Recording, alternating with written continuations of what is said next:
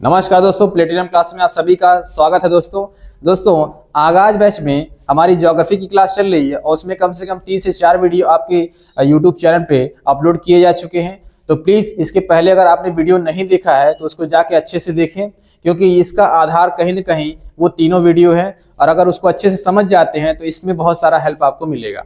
तो हमारा आज का जो टॉपिक है यहाँ पे दिख रहा होगा आपको कि भारत की नदियाँ। आज हम भारत की विशेष नदियों के बारे में बात करेंगे, खास करके जो प्रायद्वीपीय भारत और उत्तर भारत की जो नदियां हैं, इसके अलावा कुछ विश्व की नदियों के बारे में भी हम चर्चा करेंगे। तो चलिए स्टार्ट करते हैं आज का सेशन। आज के सेशन में हमारा जो पहला क्वेश्चन है, वेनगंगा और पेनगंगा किसकी सहायक नदियां हैं। जो पहला क्वेश्चन है दोस्तों, वेनगंगा और पेनगंगा किसकी सहायक नदियां हैं। इसमें आप देखेंगे कि वेनगंगा और पेनगंगा, यहाँ पे केवल गंगा नदी की बात न करते हुए वेनगंगा और पेनगंगा की बात किया है। तो ये किसकी सहायक है? तो ऑप्शन आपके सामने है, गोदावरी, कृष्णा, गंगा और झेलम। तो वेनगंगा और पेनगंगा जो है गोदावरी की सहायक नदियां। किसकी सहायक नदियां हैं? गोदावरी। गोदावरी जो है प्रायद्वीपीय भारत की या दक्षिण भारत की सबसे बड़ी नदी है, सबसे लंबी नदी है। तो आइए कुछ इसके बारे में जानकारी यहाँ से प्राप्त करते हैं कि गोदावरी की नदी के बारे में और क्या खास चीजें। ठीक है, जैसे अगर बात किया जाए कि इसका उद्गम सबसे महत्वपूर्ण तो इसका उद्गम है, यानी इसका उद्गम कहाँ पे है? उद्गम यानी ओरिजिन। इसका ओरिजिन कहाँ से होता है? ओरिजिन। ठीक है, तो ओरिजिन आप देखेंगे कि त्र्यंबकेश्वर चोटी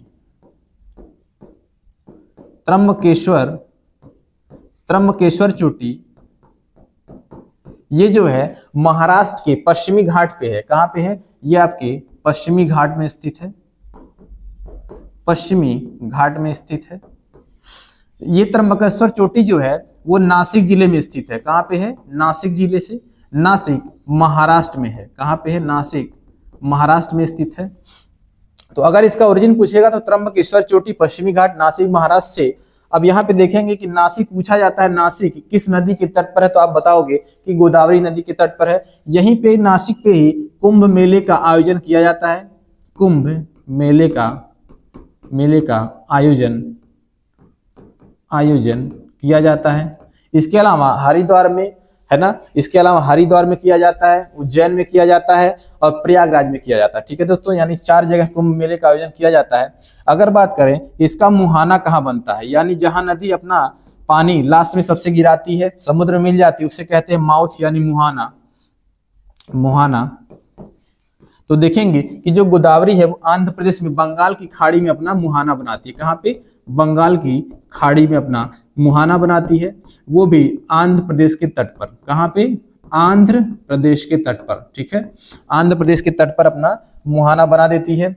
अगर लंबाई की बात करें, क्योंकि इसकी लंबाई भी बहुत इंपॉर्टेंट है, तो इसकी लंबाई जो है 1465 किलोमीटर लंबाई है। कितनी लंबाई है?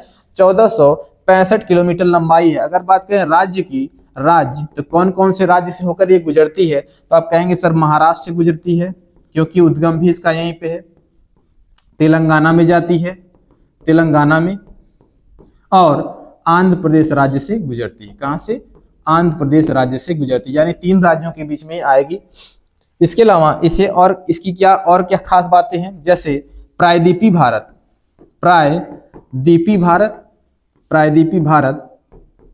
या दक्षिण भारत की सबसे लंबी नदी है। ठीक है, पहली बात तो ये हो गई कि प्रायद्वीपीय भारत का है या फिर दक्षिण भारत के, तो सबसे लंबी नदी। दूसरी, इसे ही क्या कहते हैं? इसे ही बूढ़ी गंगा कहते हैं। क्या कहेंगे? इसे ही बूढ़ी गंगा कहते हैं। क्या कहते हैं दोस्तों?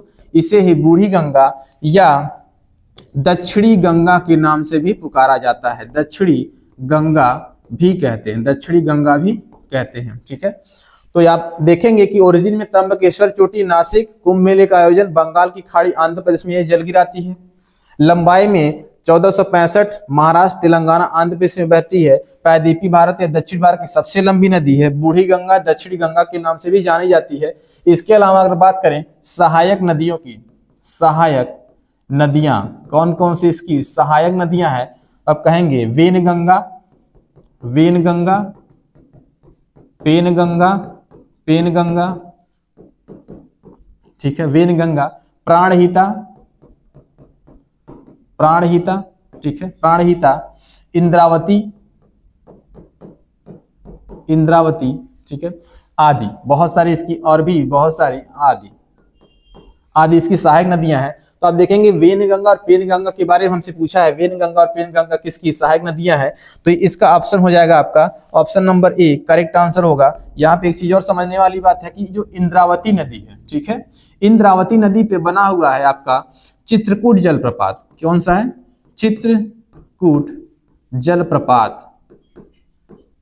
अगर जल पानी नदी के पानी एक ऊंचाई से गिरता है तो उससे जलप्रपात की उत्पत्ति होती है, जिसे हम जलप्रपात कहते हैं। तो ऐसे ही इंद्रावती नदी पे चित्रकूट जलप्रपात है, तो ये जो है छत्तीसगढ़ जिले में है। कहाँ पे है? छत्तीसगढ़ में। कहाँ पे है? छत्तीसगढ़ जिले में है। और इंद्रावती नदी ही गोदावरी नदी की सबसे पूर्वी सहायक नदी है। ये क्या है? इंद्रावती जो है गोदावरी की सबसे पूर्वी सहायक नदी है। क्या है? सबसे पूर्वी सहायक नदी है। इस फैक्ट को थोड़ा सा इसके बाद लिखते हैं। सबसे पूर्वी सहायक क्या है? ये सबसे पूर्वी सहायक नदी है गोदावरी की। कौन सा है? तो इंद्रावती नदी है। यहाँ पे मैंने बताया कि चित्रकूट जलप्रपात छत्तीसगढ़ में है और इसी चित्रकूट जलप्रपात को कहते हैं भारत का नियाग्रा। भारत का नियाग्रा, भारत का नियाग्रा। और नियाग्रा जो है वो यूएसए और कनाडा के बॉर्डर पे एरी और ओंटारियो नदी के मिलन से बनता है नियाग्रा। नियाग्रा फॉल विश्व का सबसे बड़ा, लंबा नहीं सबसे बड़ा नियाग्रा जलप्रपात कहते हैं। तो भारत का नियाग्रा कौन सा होगा? चित्रकूट जलप्रपात। तो बताओ कि वेनगंगा और पेनगंगा किसकी सहायक नदियां होंगी? यहाँ से देख पा रहे होंगे वेनगंगा और पेनगंगा, तो आप बोलोगे सर गोदावरी नदी। ठीक है, तो ये सारी बातें आप अपनी कॉपी में नोट डाउन कर लेंगे। भारत की सबसे लंबी नदी जिसका उद्गम तथा मुहाना दोनों भारतीय क्षेत्र में स्थित है। यहाँ पे एक चीज यहाँ पे समझने वाली बात यह है कि दिया हुआ है कि सबसे लंबी नदी जिसका उद्गम तथा मुहाना दोनों भारतीय क्षेत्र में होने चाहिए। ठीक है, और साथ साथ में लंबाई भी उसकी सर्वाधिक होनी चाहिए। तो आइए देखते हैं कि किसकी लंबाई सर्वाधिक है। गंगा की लंबाई जो है वो 2525 किलोमीटर। गोदावरी की लंबाई मैंने अभी बताया कि 1465 किलोमीटर है। ब्रह्मपुत्र की लंबाई 2900 किलोमीटर है। कितनी है? 2900 किलोमीटर। नर्मदा नदी की लंबाई 1312 किलोमीटर। कितनी है? 1312 किलोमीटर। लेकिन क्या गंगा पूरी तरीके से भारत में निकल करके भारत में ही खत्म हो जाती है? तो आपका आंसर होगा नहीं। क्यों? क्योंकि ये भारत से निकलती है और बांग्लादेश में जाती है। कहाँ जाती है? बांग्लादेश में जाती है। तो ये तो पहले ही रॉन्ग हो जाएगा। गोदावरी ये हो सकता है, ठीक है, क्योंकि महाराष्ट्र से निकल करके आंध्र प्रदेश में गिर जाती है। ब्रह्मपुत्र ये भी आपका चीन से निकलती है, फिर भारत जाती है और फिर बांग्लादेश में गंगा नदी से मिल करके सुंदरवन का डेल्टा बनाती है। ठीक है, तो ये भी नहीं होगा, ये भी नहीं होगा। बात करते हैं नर्मदा की। नर्मदा यानी नर्मदा भी भारत में ही रह जाती है, भारत में ही निकलती है और भारत में ही रह जाती है। अब लेकिन बात इसमें है कि सबसे लंबी होनी चाहिए। तो इन दोनों में लंबाई के मामले में देखोगे तो कौन सबसे लंबी है? तो 1465 यानी गोदावरी नदी, इसका भी करेक्ट आंसर हो जाएगा। ठीक है ना, तो इसका भी करेक्ट आंसर क्या होगा? गोदावरी नदी। चलिए नेक्स्ट क्वेश्चन की तरफ बढ़ते हैं। तो ऑप्शन आपका होगा यहाँ पे सेकंड नंबर। कावेरी नदी का उद्गम स्थल है। दोस्तों यहाँ पे देखेंगे कि कावेरी नदी का उद्गम स्थल पूछा हुआ है, तो तिरुचि, मैसूर, ब्रह्मगिरी या अमरकंटक के पास। ठीक है, तो कावेरी नदी का जो उद्गम है यहाँ पे सबसे पहले तो आपको इसका आंसर दे दूं कि कावेरी नदी का जो उद्गम है वो ब्रह्मगिरी पहाड़ी है। क्या है? ब्रह्मगिरी पहाड़ी पे है। तो आइए देखते हैं कि कावेरी नदी के बारे में कुछ फैक्ट हैं, इंपॉर्टेंट फैक्ट जो आपके एग्जाम के लिए काफी इंपॉर्टेंट होने वाले हैं। कावेरी नदी, तो कावेरी नदी के बारे में क्या इंपॉर्टेंट फैक्ट है कावेरी? तो सबसे पहले बात तो करेंगे उद्गम की, यानी ओरिजिन कहाँ पे है इसका। ठीक है, तो ब्रह्मगिरी, तो ब्रह्मगिरी चोटी है ना। ब्रह्मगिरी जो चोटी है वो आपका कर्नाटक में है। कहाँ पे है? कर्नाटक में है। और ये ब्रह्मगिरी जो चोटी है वो कॉफी के उत्पादन के लिए प्रमुख माना जाता है, जाना जाता है कॉफी के उत्पादन में। एक है आपका कर्नाटक का ही बाबा बोदन, वहां से भी कॉफी का प्रोडक्शन होता है। दूसरी है ब्रह्मगिरी चोटी, जहां से कावेरी नदी का उद्गम होता है। अगर बात करें मुहाना, तो कावेरी नदी अपना मुहाना कहाँ बनाती है, तो बंगाल की खाड़ी में बनाती है। कहाँ बनाती है, बंगाल की खाड़ी में बनाती है। बंगाल की खाड़ी में बनाती है, वो भी तमिलनाडु, बंगाल की खाड़ी में तमिलनाडु राज्य में बनाती है। अगर बात करें इसकी लंबाई की, तो लगभग 765 किलोमीटर, लगभग 765 किलोमीटर की लंबाई है इसकी। और अगर बात करें राज्य की कि किस किस राज्य में ये जाती है, तो आप याद करेंगे कि कहां से निकल रही है, कर्नाटक से निकल रही है। कहां से निकल रही है, कर्नाटक से जाएगी, कर्नाटक से, ठीक है, कर्नाटक से, केरल से और तमिलनाडु में चली जाएगी और बंगाल की खाड़ी में अपना जल गिरा देगी। तमिलनाडु यानी 3 राज्यों से होकर बहती है। और इसी में 2 राज्य हैं जो कर्नाटक और तमिलनाडु, इसीलिए कावेरी का विवाद भी चलता है। कावेरी जल विवाद भी चलता है। क्या चलता है, कावेरी जल विवाद भी चलता है। किसके किसके बीच मध्य चलता है, तो आप कहोगे सर कर्नाटक और तमिलनाडु के बीच में। कहाँ कहाँ चलता है, कर्नाटक और तमिलनाडु के बीच में यहाँ पे विवाद चलता है, ठीक है। इसके अलावा बात करें कावेरी, तो कावेरी नदी का डेल्टा है या फिर कावेरी नदी का जो घाटी है, उसे दक्षिण भारत का धान का कटोरा कहते हैं। क्या कहते हैं, कावेरी की घाटी, कावेरी की घाटी क्या कहलाती है, इसे हम दक्षिण भारत का धान का कटोरा कहते हैं। मोस्ट इंपॉर्टेंट दोस्तों, धान का कटोरा कहते हैं, धान का कटोरा कही जाती है ये, दक्षिण भारत का धान का कटोरा। इसके अलावा पौराणिक कथाओं के अनुसार कावेरी नदी को ही हम दक्षिण भारत की गंगा भी कहते हैं। इसे हम क्या कहते हैं, इसे दक्षिण भारत की गंगा भी कहते हैं, दक्षिण भारत की गंगा भी कहते हैं, ठीक है। इसके अलावा देखेंगे कि दक्षिण भारत में बहुत सारी नदियां निकलती हैं, बहुत सारी नदियां प्रवाहित होती हैं, जिसमें कावेरी नदी ही एकमात्र ऐसी नदी है जिसमें वर्ष भर जल भरा रहता है, वर्ष भर जल भरा रहता है। कारण इसका, क्योंकि कारण ये है कि एक तो दक्षिण पश्चिम मानसून से भी इससे पानी मिलता है और उत्तर पूर्वी मानसून से यानी लौटते हुए मानसून भी पानी मिलता है। इस वजह से इसमें वर्ष भर जल भरा रहता है। तो दक्षिण भारत की एकमात्र नदी है, दक्षिण भारत की एकमात्र नदी जिसमें वर्ष भर जल होता है, वर्ष भर जल रहता है। तो ये चीज आप ध्यान रखेंगे। अगर बात करें इसकी सहायक नदियों के बारे में, है ना, ये कौन कौन सी सहायक नदियां हैं, सहायक नदियां जिसे हम ट्रिब्यूटरी नदी भी कहते हैं। तो हेमावती, अर्कावती,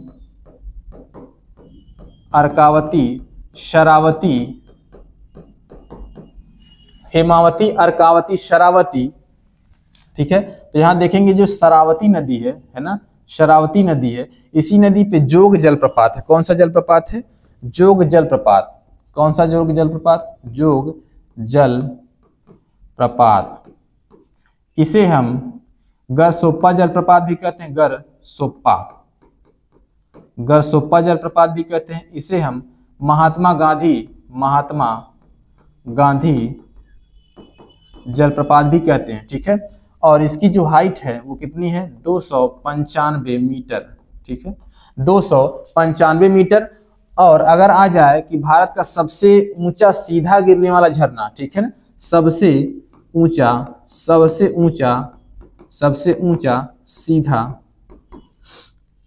सीधा गिरने वाला जलप्रपात, तो आप बताओगे कि जोग जलप्रपात, गरसोप्पा जलप्रपात या महात्मा गांधी, वो किस पे है, शरावती नदी पे है। शरावती नदी किसकी सहायक है, तो आप कहेंगे कावेरी नदी। तो क्वेश्चन नंबर 3 का करेक्ट आंसर होगा ऑप्शन नंबर 3, ब्रह्मगिरी चोटी। निम्नलिखित में से कौन सी नदी प्रारंभ में अरुण नदी के नाम से जानी जाती है, अरुण नदी के नाम से जानी जाती है। सोन, कोसी, चंबल, यमुना। कौन सी, सोन, चंबल, यमुना या फिर आपकी कोसी नदी। तो बताएंगे करेक्ट आंसर क्या होगा इसका, कौन सी नदी प्रारंभ में अरुण के नाम से। तो इसमें जो करेक्ट आंसर होगा दोस्तों वो होगा कोसी नदी। कोसी को ही पहले कहाँ पे, नेपाल में हम किस नाम से जानते हैं, अरुण नाम से जानते हैं। तो यहाँ पे देखिए कोशी के बारे में कुछ जानकारी इकट्ठा करेंगे। पहली बात तो इसका उद्गम कहाँ से होता है, मैं आपको बार बार उद्गम इसलिए बता रहा हूँ, उसी का बता रहा हूँ जो सबसे इंपॉर्टेंट होगा, ठीक है, क्योंकि इसके उद्गम के बारे में कुछ चीजें हैं जो आपके एग्जाम में पूछी जाती हैं। तो जैसे कि कोशी का उद्गम कहाँ से होता है, तो आप बताओगे कि माउंट एवरेस्ट चोटी के पास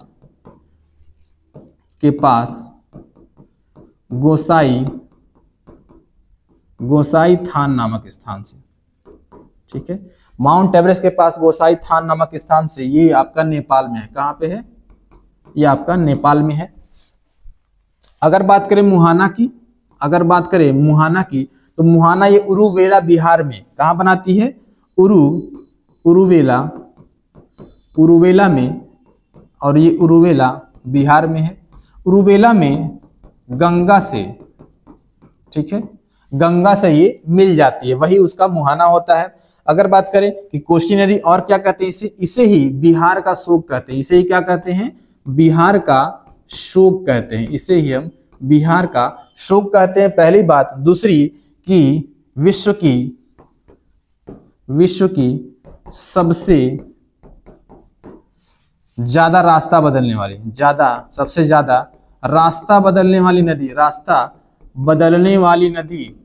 वाली नदी में इसको शुमार किया जाता है कि विश्व में सर्वाधिक रास्ता बदलने वाली नदी कौन सी है, बदलने वाली नदी तो कौन सी है, तो आप कहेंगे कि कोशी नदी है, ठीक है ना। इसीलिए इसको हम क्या कहते हैं, बिहार का शोक भी कहते हैं, और इसे अरुण नाम से भी पुकारा जाता है, अरुण नदी के नाम से भी पुकारा जाता है। तो इसका जो करेक्ट आंसर होगा दोस्तों वो होगा कोशी नदी। भारत की लवण नदी के नाम से जानी जाती है, माही, लूनी, बनास या साबरमती। तो इसका जो करेक्ट आंसर होगा 5 का वो होगा लूनी नदी। लूनी नदी को हम लवण नदी भी कहते हैं, क्या कहते हैं, लवण नदी भी कहते हैं, लूनी नदी। तो लूनी नदी भाई देखो, एक तो इसे लवण नदी कहते हैं, क्यों कहते हैं, क्योंकि ये जो अपने उद्गम स्थल के पास से चलती है राजस्थान में, उसके बाद ये सांभर झील के पास से गुजरती है, यानी कि सांभर झील के पास से जाने के कारण इसका जो जल होता है वो खारा हो जाता है, इस वजह से इसे हम लवड़ी नदी के नाम से भी जाना जाता है, ठीक है। तो अगर बात करें लूनी की, तो लूनी ही है जिसे हम इनलैंड ड्रेनेज या फिर क्या कहते हैं, आंतरिक अपवाह वाली नदी भी कहते हैं। इसको क्या कहते हैं हम, आंतरिक अपवाह यानी इनलैंड ड्रेनेज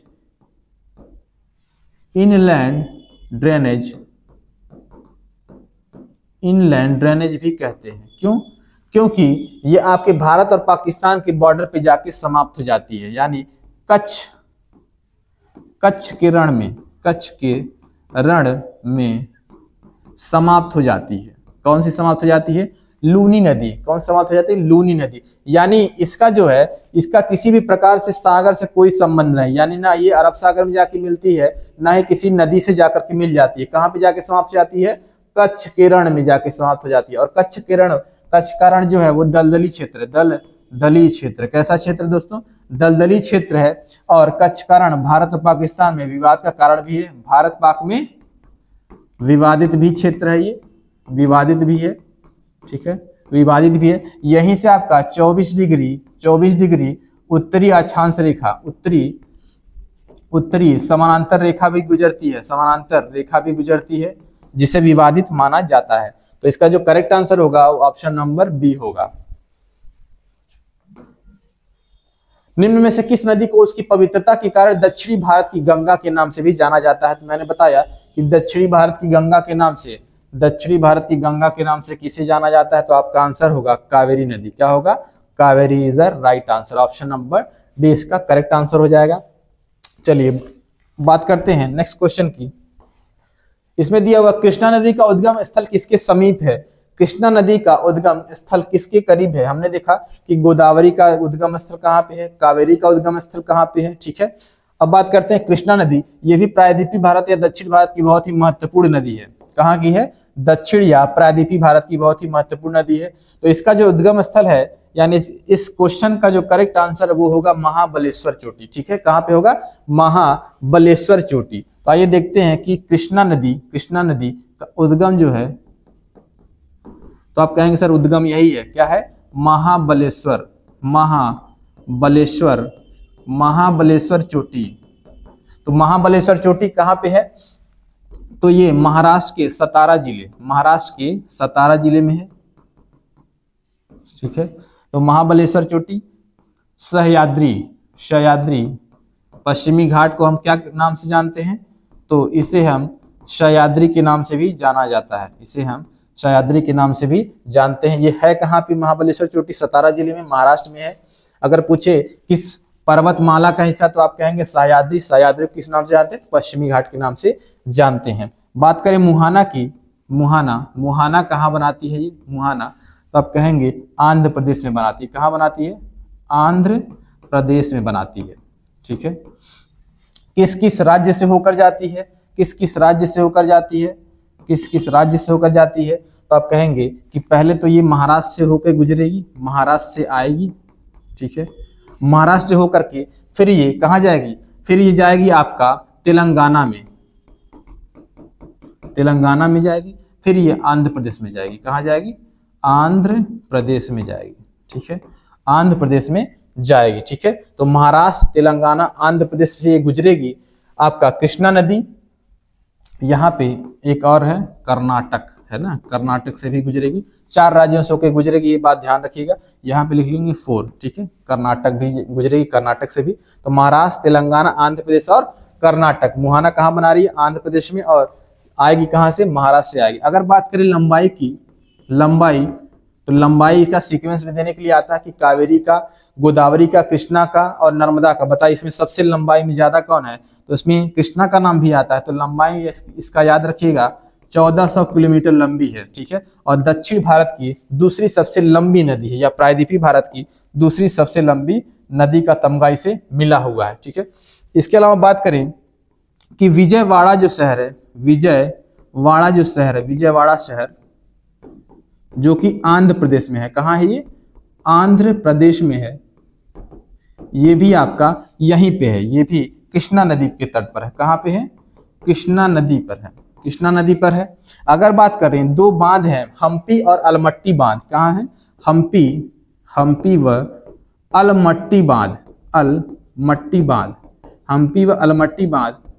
ये दोनों बांध जो है आपके कर्नाटक में है। कहाँ पे है, कर्नाटक में है। और ये दोनों कृष्णा नदी के तट पर हैं। कहाँ पे है, कृष्णा नदी पर बने हुए हैं। हम्पी और अलमट्टी बांध किस पे बने हुए हैं, कृष्णा नदी पे बने हुए हैं, कर्नाटक में है, ठीक है। अगर बात करें सहायक नदी की,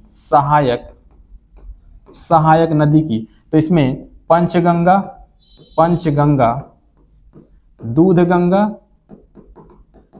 दूधगंगा, भीमा, कोयना, पंचगंगा, दूधगंगा, भीमा, कोयना, ठीक है, भीमा, कोयना, मूसी, तुंगभद्रा, कौन सा है, तुंगभद्रा, कौन सी नदी है, तुंगभद्रा, कौन सी है, तुंगभद्रा। तो यहाँ पे देखेंगे बहुत सारी इंपॉर्टेंट नदी आपके सामने, पंचगंगा, दूधगंगा, भीमा, कोयना, मूसी और तुंगभद्रा। इसमें से क्वेश्चन किस प्रकार से आता है, ये बताइए कि हैदराबाद किस नदी के तट पर बसा हुआ है, तो आप बोलोगे सर मूसी नदी के तट पर बसा हुआ है। हैदराबाद जो कि तेलंगाना की राजधानी है, हैदराबाद क्या है, तेलंगाना की राजधानी है। तुंगभद्रा कृष्णा नदी की सबसे बड़ी सहायक नदी है, सबसे बड़ी सहायक, ये क्या है, सबसे बड़ी सहायक नदी है, क्या है, सबसे बड़ी सहायक नदी है। इसके अलावा अगर बात करें कि नागार्जुन सागर परियोजना किस नदी पे बना है, तो आप कहोगे कृष्णा नदी पे बना हुआ है, ठीक है ना। ये सारे के सारे आपके एग्जाम प्रीवियस ईयर में आ चुके हैं, तो इन सभी चीजों को बहुत ध्यान से पढ़ेंगे और इसका जो करेक्ट आंसर होगा दोस्तों वो होगा ऑप्शन नंबर ए। पंचगंगा व दूधगंगा किसकी सहायक नदी है, पंचगंगा और दूधगंगा किसकी सहायक नदियां हैं, तो पंचगंगा, दूधगंगा किसकी सहायक नदियां हैं। तो क्वेश्चन नंबर 8 का करेक्ट आंसर तुरंत आ जाना चाहिए, सेकेंडों में आना चाहिए। बताइए कृष्णा, गोदावरी, गंगा या झेलम, तो फटाफट आंसर कीजिए आप लोग कमेंट बॉक्स में, क्या आंसर होगा इसका, तो ऑप्शन नंबर ए इसका करेक्ट आंसर हो जाएगा। यानी कि अभी इसके पहले ही बताया मैंने, पंचगंगा, दूधगंगा किसकी सहायक है, कृष्णा नदी की। इंडो ब्रह्मा है। अब यहाँ पे इंडो ब्रह्मा एक वर्ड दिया है, इंडो ब्रह्मा। अब इसको आपको डिकोड करना है, यानी कि इसको अब आप कैसे समझेंगे इंडो ब्रह्मा क्या है। ब्रह्मपुत्र नाम सुने होंगे, है ना। इंडो यानी कि इंडिया वाले क्षेत्र से गुजरने वाली एक पौराणिक नदी है, एक द्वीप है, एक पर्वत श्रेणी है, एक झील है। तो बताइए इसमें जो करेक्ट आंसर होगा वो होगा एक पौराणिक झील। तो इंडो ब्रह्मा क्या है, ब्रह्मपुत्र का ही नाम है ना। तो ब्रह्मपुत्र नदी को इंडो ब्रह्मा नदी भी कहते हैं। ठीक है, आइए देखते हैं कि ब्रह्मपुत्र नदी के बारे में क्या खास है। ठीक है, तो इंडो ब्रह्मा किसका नाम है, ब्रह्मपुत्र, ब्रह्मपुत्र नदी। ठीक है, ब्रह्मपुत्र। तो ब्रह्मपुत्र, आइए थोड़ा फ्लो चार्ट इसका बनाते हैं, है ना, फ्लो चार्ट, इससे आपको ज्यादा मदद होगी समझने में।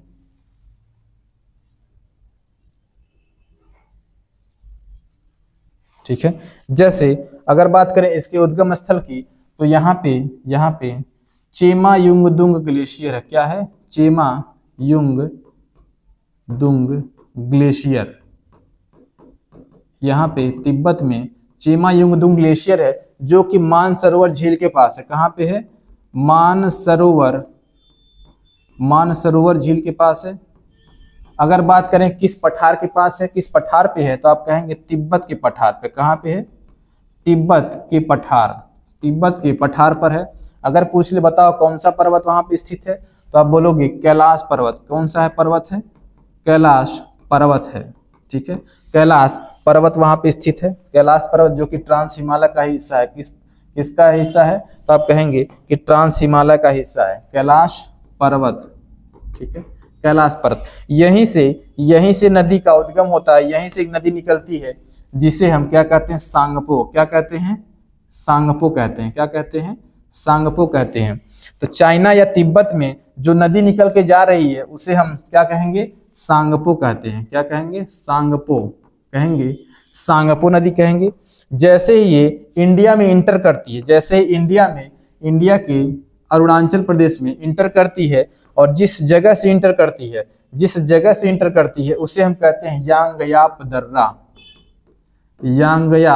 दर्रा कहते हैं। क्या कहते हैं, यांगयाप दर्रा कहते हैं। इस दर्रा के सहारे ये नामचा भरवा चोटी से नामचा भरवा गाज निकालते हुए आगे बढ़ती है, और जैसे ही अरुणाचल प्रदेश में आएगी इसका नाम हो जाएगा, क्या होगा भाई, दिहांग नाम होगा। क्या होगा, दिहांग नाम।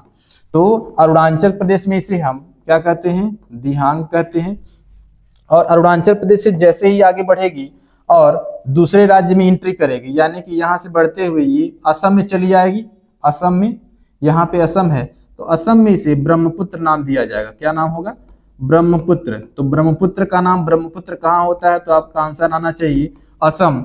अब ये असम राज्य से आगे बढ़ेगी और चली जाएगी ये बांग्लादेश में। कहाँ चली जाएगी, ये आएगी बांग्लादेश में चली जाएगी। तो बांग्लादेश में जब चली जाएगी, बांग्लादेश में, तो यहाँ पे पश्चिम से एक और नदी आ रही है, जिसका नाम है आपका गंगा। क्या नाम है, गंगा। जब यहाँ पे देख पा रहे हैं कि अब ये गंगा और ब्रह्मपुत्र एक दूसरे से मिल गई, गंगा और ब्रह्मपुत्र एक दूसरे से मिल गई। कहाँ मिलती हैं, तो बांग्लादेश में मिलती हैं। कहाँ मिलती हैं, बांग्लादेश में मिलती हैं।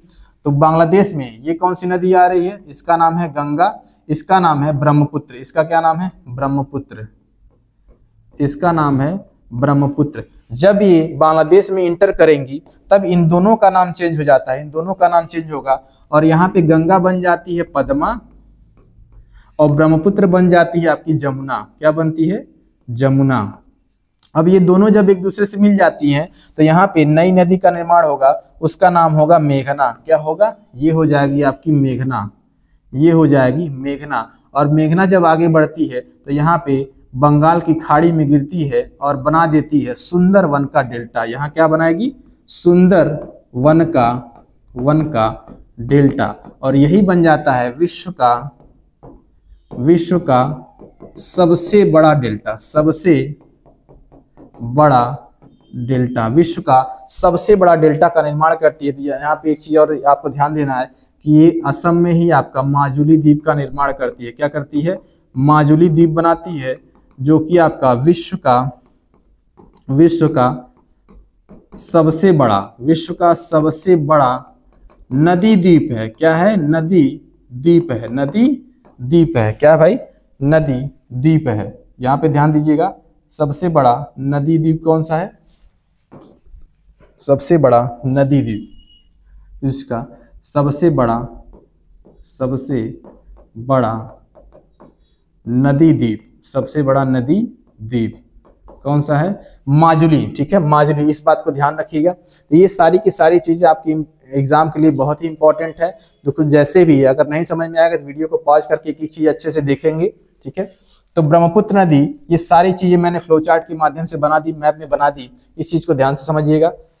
तो उद्गम के बारे में आपको बता दिया सब कुछ। अगर बात करें लंबाई की, लंबाई के क्रम में भी ये बहुत इंपॉर्टेंस रखती है नदी। इसकी लंबाई है 2900 किलोमीटर। कितनी है? 2900। जबकि इसमें से जो लंबाई है भारत में, ठीक है, भारत में 916 किलोमीटर, इसमें से 916 किलोमीटर ये इंडिया में बहती है। अगर बात कर लें कौन कौन से देश में बहती है, तो आप कहेंगे चाइना से बहती है। किस में बहती है? चीन से बहती है। चीन से आएगी भारत में, अब भारत से कहाँ जाएगी? बांग्लादेश में जाएगी। तो चीन में बहेगी, चीन में फिर भारत में आएगी, फिर बांग्लादेश में, फिर बांग्लादेश में जाएगी। ठीक है ना, बांग्लादेश में जाएगी। और भारत से होकर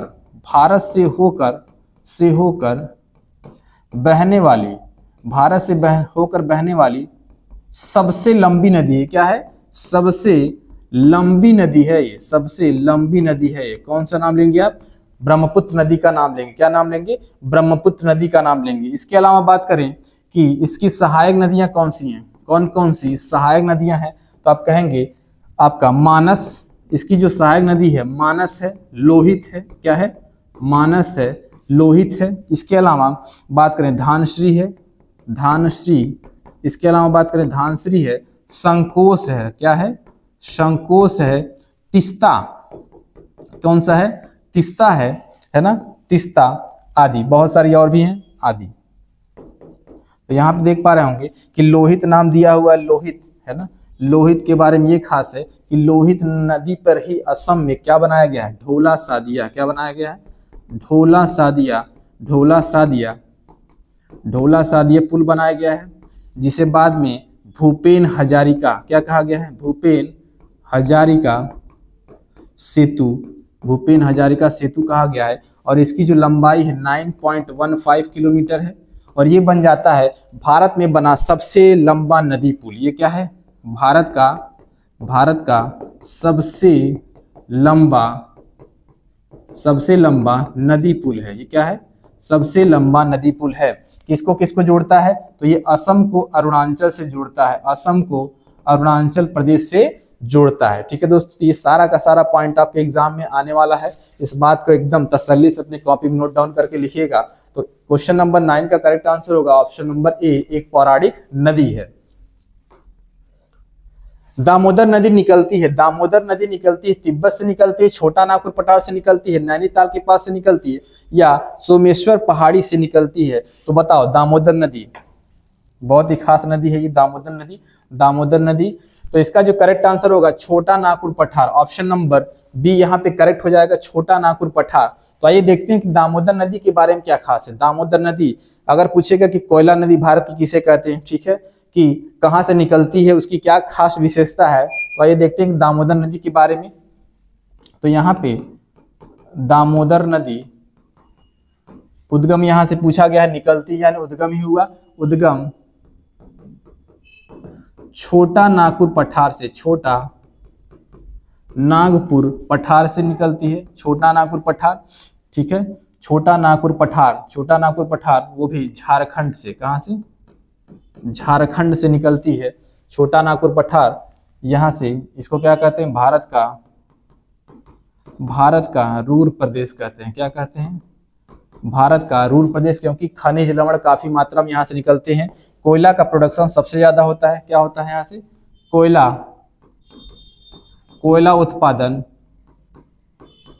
कोयला उत्पादन सर्वाधिक होता है इस जगह से। कहां से? छोटा नागपुर पठार वाले रीजन से, पठार से। ठीक है, अगर बात करें कि उद्गम के अलावा कि इसका मुहाना कहाँ है, मुहाना तो हुगली नदी में पश्चिम बंगाल में मिल जाती है, क्योंकि हुगली की ही सहायक है। हुगली में पश्चिम बंगाल में, पश्चिम बंगाल में, ठीक है। तो दामोदर नदी यहाँ से निकलती है और यहाँ पे मिल जाती है। इसके अलावा बात करें दामोदर नदी के बारे में कि दामोदर नदी को हम कोयला नदी कहते हैं। भारत की अगर कोयला नदी पूछेगा तो आप बताओगे कि कोयला नदी, इसे क्या कहेंगे, भारत की कोयला नदी के नाम से जानते हैं। अब देखो, क्योंकि दामोदर नदी में पहले बहुत बाढ़ आता था, अभी भी बाढ़ आता है, इस वजह से बाढ़ के कारण इसे दामोदर नदी को बंगाल का शोक भी कहते हैं। क्या कहते हैं, बंगाल का शोक भी कहते हैं, बंगाल का शोक भी कहते हैं। और इसी शोक को कम करने के लिए यानी बाढ़ को नियंत्रित करने के लिए 1948 में, कब, 1948 में दामोदर घाटी परियोजना, क्या, दामोदर घाटी परियोजना, दामोदर घाटी परियोजना का निर्माण किया गया, दामोदर घाटी परियोजना का निर्माण किया गया। और ये सबसे पहली स्वतंत्र भारत की पहली स्वतंत्र भारत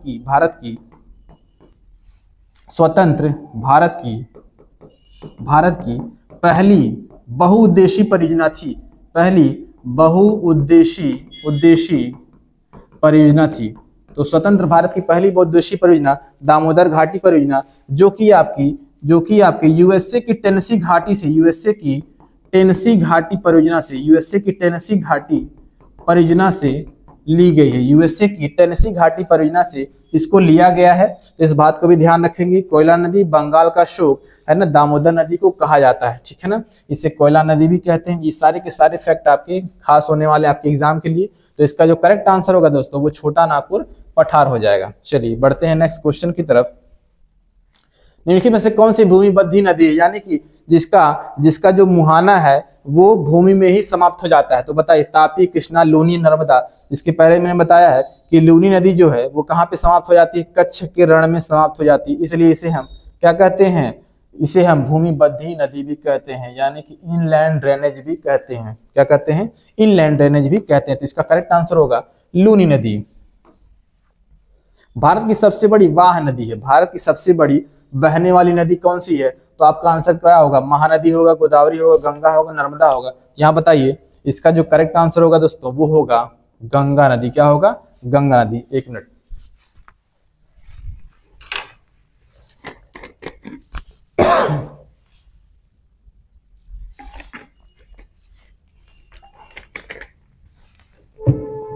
चलिए फटाफट आंसर बताइए इसका। इसका जो करेक्ट आंसर होगा गंगा नदी होगा, गंगा नदी।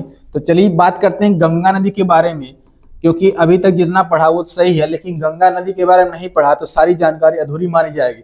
क्योंकि सबसे पवित्र नदी का तमगा गंगा नदी को मिला हुआ है, भारत की राष्ट्रीय नदी भी गंगा नदी कहलाती है। तो नदियों का चैप्टर बिना गंगा नदी के अधूरा रह जाएगा दोस्तों, इसलिए गंगा नदी के बारे में डिस्कस करना काफी इंपॉर्टेंट है। तो बात करते हैं गंगा की,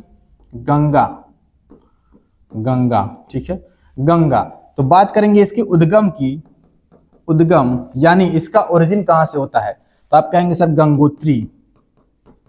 गंगोत्री ग्लेशियर, क्योंकि ये हिमालयन नदियां हैं और हिमालयन नदियां ग्लेशियर से ही अधिकतर निकलती हैं। तो इसका जो है ग्लेशियर उद्गम यानी गंगोत्री ग्लेशियर से होगा, गौमुख नामक स्थान से, गोमुख स्थान से, उत्तरकाशी जिला से, उत्तरकाशी जिला, और ये सारी चीजें उत्तराखंड में स्थित है, उत्तराखंड से रिलेट करती हैं। तो गंगोत्री ग्लेशियर गोमुख स्थान से उत्तरकाशी जिला, उत्तराखंड से इसका उद्गम होता है। अगर बात करें मुहाना की, इसका मुहाना यानी इस नदी का पानी लास्ट में कहाँ गिरता है, तो आप कहेंगे बंगाल की खाड़ी में, ठीक है, बंगाल की खाड़ी में गिरता है। उसके पहले सुंदरवन का डेल्टा बनता है, वो भी बांग्लादेश में। कहाँ बनता है, बांग्लादेश में, ठीक है। बाकी सुंदरवन के डेल्टा के बारे में आपको बता दिया। तो बंगाल की खाड़ी में। लंबाई की बात करें, लंबाई तो 2525 किलोमीटर गंगा की लंबाई है। भारत की सबसे लंबी नदी, भारत की सबसे लंबी नदी कौन है भाई, लंबी नदी तो गंगा नदी है, लंबाई है 2525 किलोमीटर। बात करें कि कौन कौन से राज्य से गुजरती है, तो पहली बात है कि 5 राज्य से गुजरती है। इस बात को एकदम नोट डाउन करेंगे, 5 राज्य। अब उन 5 राज्यों को जानेंगे जिससे ये गुजरेगी। तो सबसे पहले तो यूके यानी उत्तराखंड से, फिर यूपी यानी उत्तर प्रदेश से, फिर उसके बाद चली जाएगी बिहार में, फिर आपका झारखंड में जाएगी, कहाँ जाएगी, झारखंड, और झारखंड से होते हुए फिर ये पश्चिम बंगाल में अपना मुहाना बनाएगी, पश्चिम बंगाल से बांग्लादेश में जाकर के मुहाना बनाएगी। ठीक है, तो लास्ट आपका पश्चिम बंगाल है। अगर बात करें कि मैदानी क्षेत्र में सबसे पहले कहाँ से गुजरती है, तो हरिद्वार में ये इंटर करती है। हरिद्वार में सबसे पहले मैदानी भाग में उतरती है। सबसे पहले मैदान में प्रवेश कहाँ से करती है, तो ये करती है आपकी हरिद्वार, उत्तराखंड के हरिद्वार में। ठीक है, इसके बाद उत्तर प्रदेश में, यूपी में प्रवेश कहाँ से होता है इसका, उत्तर प्रदेश में प्रवेश जो होता है वो होता है बिजनौर जिले से। कहाँ से होता है दोस्तों, बिजनौर जिले से होता है, बिजनौर जिले से। ठीक है, अगर बात करें यूपी में आपका प्रवेश तो हो गया, में निकास कहाँ से होगा, यानी एग्जिट कहाँ से लेगी, निकास। ठीक है, इसको बोलेंगे एग्जिट, उसको बोलेंगे एंट्री। तो एग्जिट कहाँ से लेगी, तो आप कहेंगे सर बलिया जिले से। कहाँ से, बलिया से ये एग्जिट लेगी। और यहाँ से बिजनौर से बलिया जाने के क्रम में यूपी के कितने जिलों से होकर जाएगी, यूपी के 28 जिलों से बहती है। कहाँ से, 28 जिलों से होकर जाती है। कितने जिलों से, 28 जिलों से होकर जाती है। और 2008 में है ना, 2008 में इसे राष्ट्रीय नदी का दर्जा दिया गया। क्या दिया गया, राष्ट्रीय नदी का दर्जा दिया गया। इसके अलावा 2009 में इसका एक जलीय जीव है जिसे हम डॉल्फिन कहते हैं, तो गंगा का डॉल्फिन जो जीव है उसे माना गया 2009 में डॉल्फिन को क्या कर दिया गया, डॉल्फिन को गंगा का जलीय जीव घोषित किया गया। ठीक है, जलीय जीव घोषित किया गया। ठीक है, अगर बात करें कि इसकी जो सहायक नदियां हैं, कौन कौन सी सहायक नदियां हैं, गंगा की जो सहायक नदियां हैं अगर बात करें तो कहेंगे कि सर सबसे पहले तो यमुना का नाम आएगा। ठीक है, यमुना के बाद रामगंगा, गंडक, घाघरा, सोन, गोमती। ठीक है, गोमती के अलावा कोसी, महानंदा। तो ये सारी की सारी जो है ये आपकी गंगा की सहायक नदियां हैं। तो इस बात को भी आप ध्यान रखेंगे। तो सबसे बड़ी सहायक नदी इसकी यमुना है, यानी लार्जेस्ट है। ये क्या है, लार्जेस्ट है। ठीक है, बाकी आपको बता दिया कि जो आपका सोन नदी है, सोना नहीं सोन है, ये क्या है, ये सोन नदी है, सोन नदी क्या है, सोन नदी है, सोन। ठीक है, तो इसमें समझने वाली बात है कि जो सोन नदी है दक्षिण से आकर क्या करती है, दक्षिण से आकर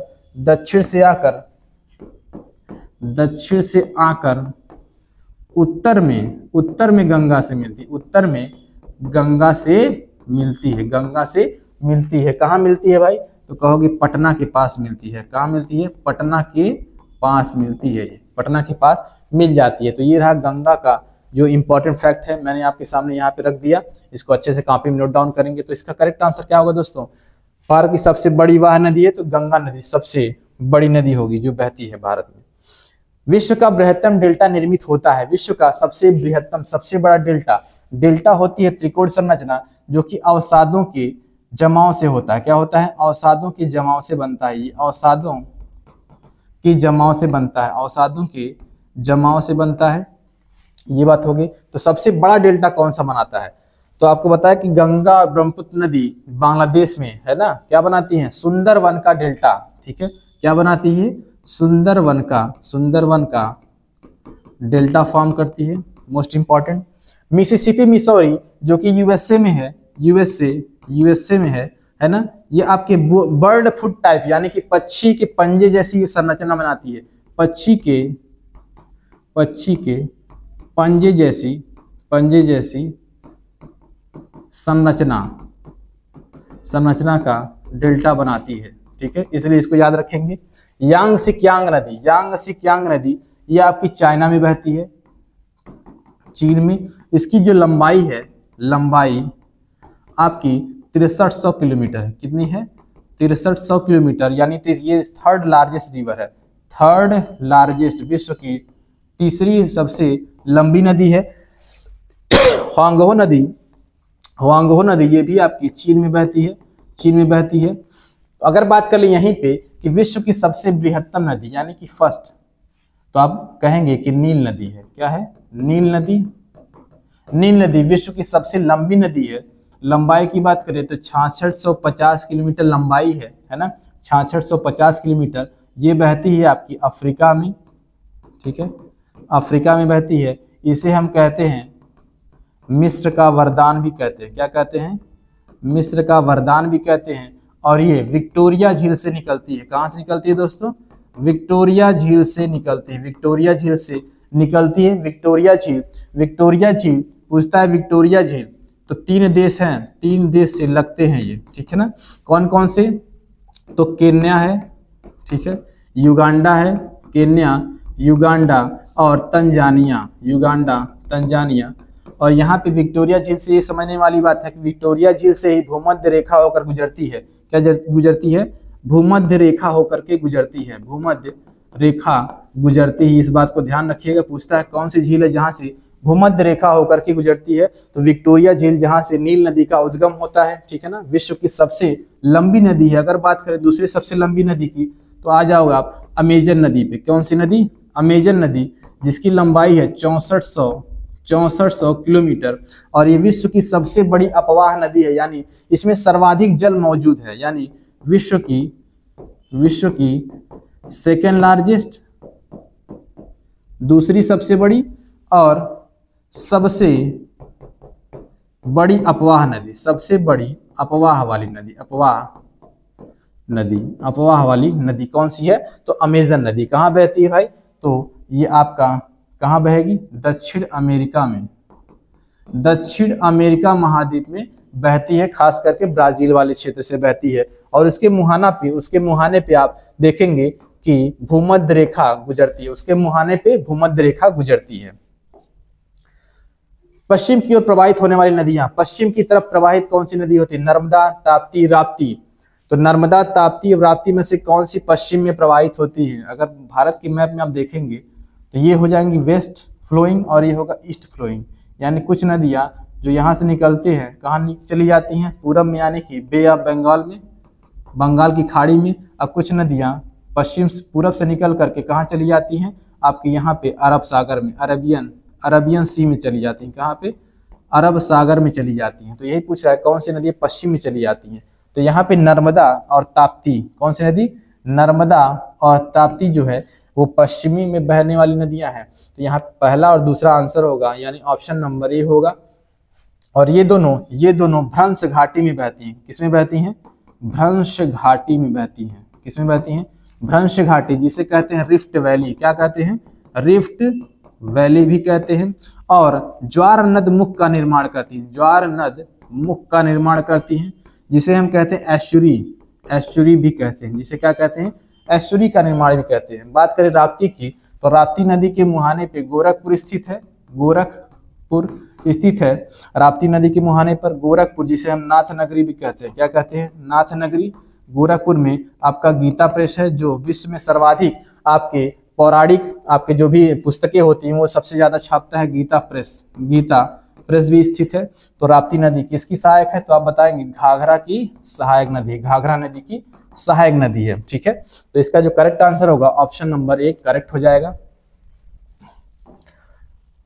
मानस किस नदी की उपनदी है? मानस नदी, लोहित नदी, ठीक है, बराक नदी या फिर लोहित नदी या फिर आपको पता है संकोच, तीस्ता, ये सारी किसकी नदियां हैं? मैंने पहले डिस्कस किया कि ब्रह्मपुत्र नदी की सहायक नदियां। तो इसका करेक्ट आंसर जो होगा वो होगा ब्रह्मपुत्र नदी। क्या होगा? ब्रह्मपुत्र नदी। कौन सी नदी भ्रंश द्रोणी से होकर बहती है? कौन सी नदी भ्रंश द्रोणी से होकर बहती है? तो यहाँ पे देखेंगे भ्रंश द्रोणी, भ्रंश घाटी, रिफ्ट वैली। तो इसका जो करेक्ट आंसर होगा वो होगा नर्मदा। क्या होगा? नर्मदा नदी होगा। तो आइए बात करते हैं नर्मदा की। तो सबसे पहले तो इसका बात करेंगे उद्गम। तो आप देखेंगे नर्मदा का उद्गम जो है वो अमरकंटक चोटी से होता है। कहाँ से होता है? अमरकंटक चोटी से होता है। वो अमरकंटक चोटी कहाँ पे है? एमपी में है। कहाँ पे है? अमरकंटक। तो एमपी और छत्तीसगढ़ की आपके बॉर्डर पे है। यहाँ पे लिखेंगे एमपी में है। ठीक है, अमरकंटक चोटी। अगर बात करें मुहाना की, तो ये मुहाना जो है वो बनाएगी खंभात की खाड़ी, खंभात की खाड़ी में मुहाना बनाएगी, ठीक है, जो कि अरब सागर में है, ठीक है ना, अरब सागर में है। और अरब सागर में है, अगर पूछेगा राज्य तो आप राज्य बताओगे, 3 राज्य पूछेगा तो गुजरात बताओगे। कितने राज्यों से गुजरती है, कितने राज्य से गुजरती है, तो आप कहोगे एमपी से, ठीक है, एमपी के बाद फिर महाराष्ट्र से, फिर गुजरात से, 3 राज्यों से गुजरती है। इसके अलावा लंबाई कितनी है, तो कहोगे 1312 किलोमीटर। और पश्चिम में अरब सागर में गिरने वाली सबसे लंबी नदी है, यानी अरब सागर में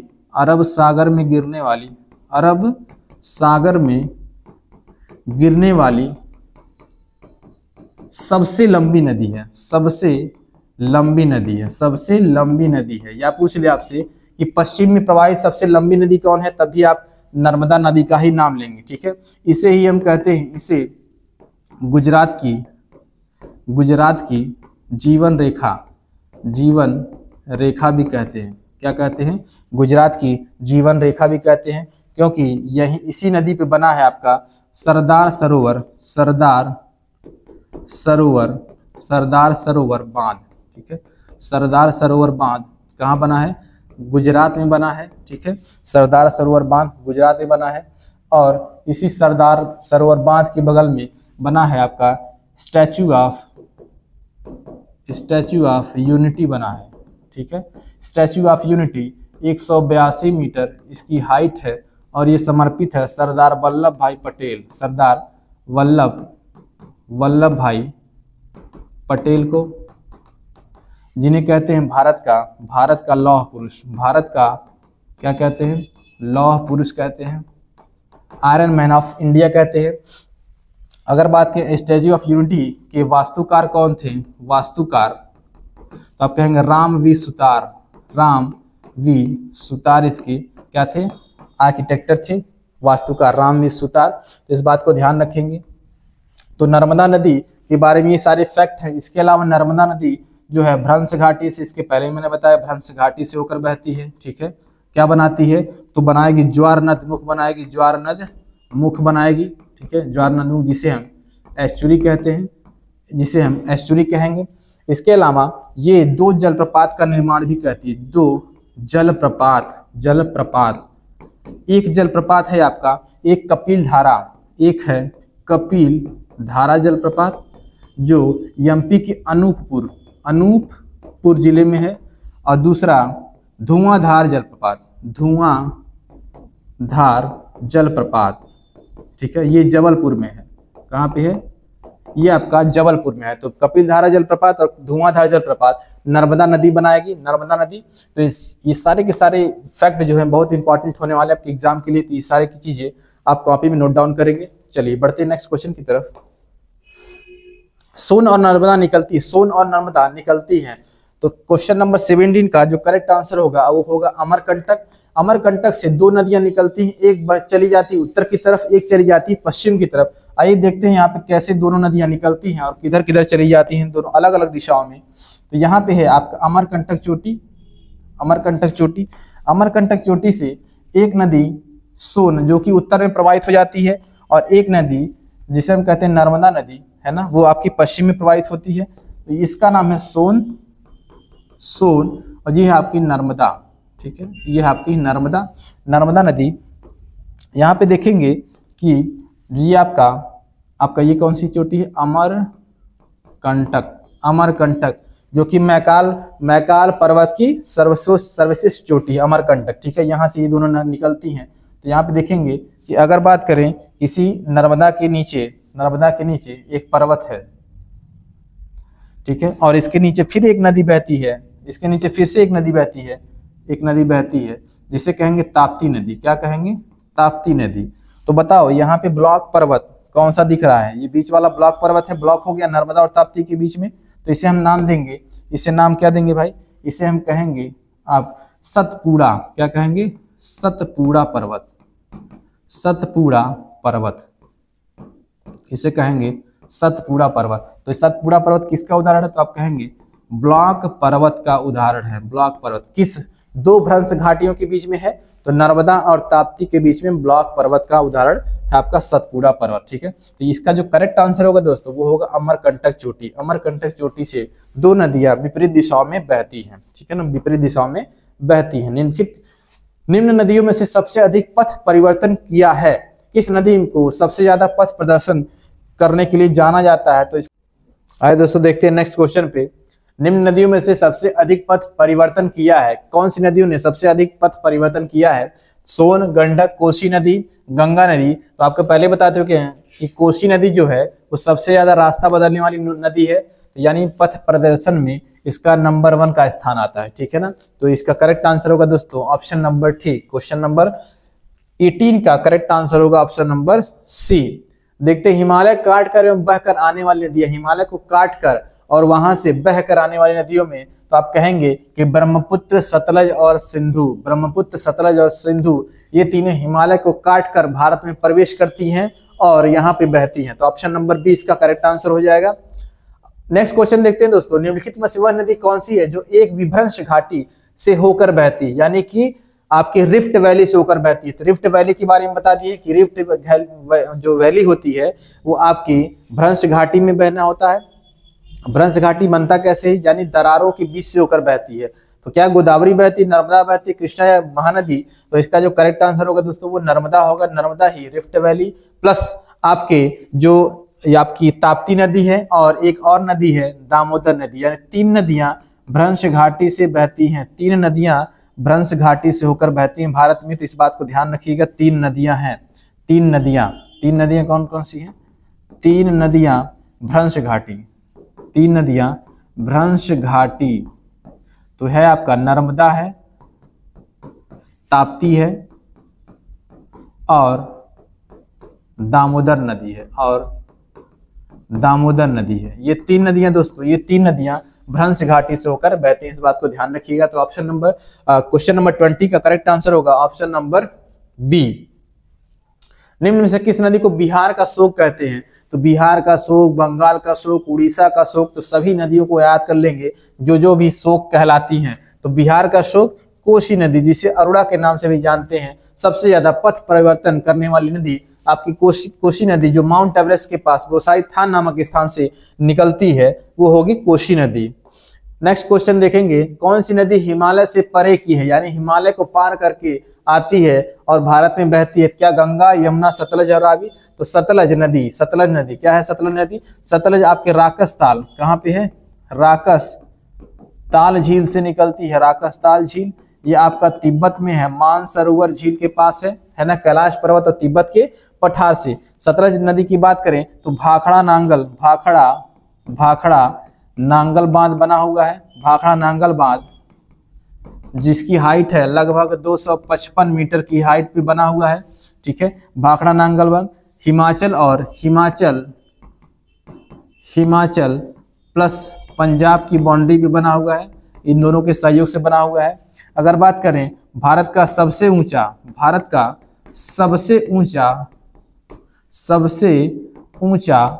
गुरुत्वी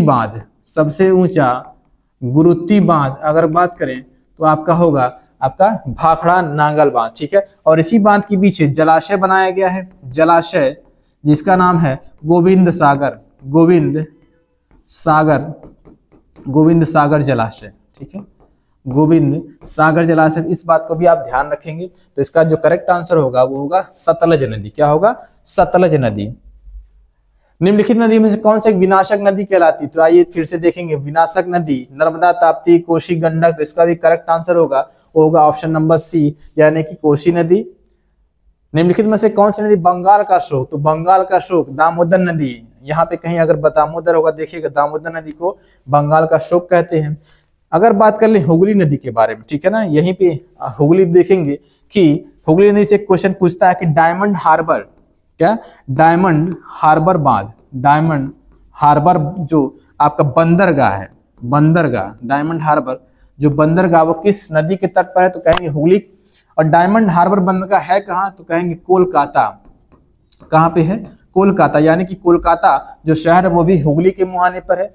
अगर बात करें हुगली, तो यहाँ पे एक आपका ब्रिज बना हुआ है, ब्रिज जिसे कहते हैं हावड़ा, हावड़ा, हावड़ा ब्रिज। क्या है? हावड़ा ब्रिज। ये भी आपका कोलकाता में हुगली नदी के तट पर बसा हुआ है और हुगली की ही सहायक आपकी दामोदर नदी है। इस बात को भी आप ध्यान से पढ़ेंगे। तो ऑप्शन नंबर डी इसका करेक्ट आंसर होगा। बात करें कि वे दो प्रमुख नदियां कौन सी हैं जो अमरकंटक पठार से निकलती हैं परंतु वे अलग अलग दिशाओं में बहती हैं। तो अलग अलग दिशा में बहने और आगे बढ़ने का काम करती है नर्मदा और सोन, यानी ऑप्शन नंबर सी इसका करेक्ट आंसर हो जाएगा। तो ये रहे दोस्तों आज के सबसे महत्वपूर्ण 25 क्वेश्चन। आई होप आपको ये वीडियो पसंद आई होगी। अगर वीडियो पसंद आए तो इस वीडियो को लाइक करिए, अपने दोस्तों में ज़्यादा से ज़्यादा शेयर कीजिए और चैनल को सब्सक्राइब कीजिए, ठीक है। और इसी तरह की बेहतरीन और बेहतर से बेहतर वीडियो पाने के लिए हमारे चैनल से जुड़े। तब तक के लिए धन्यवाद।